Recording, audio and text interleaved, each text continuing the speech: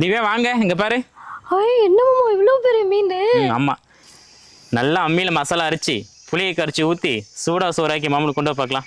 இன்னைக்கு பாருங்க இந்த மீன் என் மாமா நாக்கில் நாட்டியம் ஆட போகுது. என்ன போனவளை ஆளையே காணும், ஒருவேளை குடும்பத்தோடு சேர்ந்து கும்மி அடிக்கிறாங்களோ? மாமா வா வா வா, டக்குன்னு வா பார்க்கலாம்.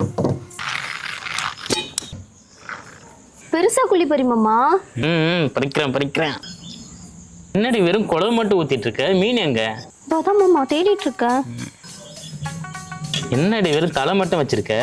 வால் பீஸ் மாமா பாதி தான் இருக்கு. தலைவால் மட்டும் இருக்கு, மற்ற பீஸ்லாம் எங்க? இல்லை மாமா, டேஸ்ட் பார்க்க ஒரே ஒரு பீஸ் எடுத்து சாப்பிட்டேனா, அப்புறம் என்ன மாதிரி எங்கள் வீட்டில் எல்லாருமே டேஸ்ட் பார்த்தாங்க மாமா. என் மாமா நாக்கில் நாட்டியம் ஆட போகுது. அப்பவே நினைச்சேன், நாக்கில் நாட்டியம் ஆடுன்னு சொன்னி, நல்லா அடிச்சு போ.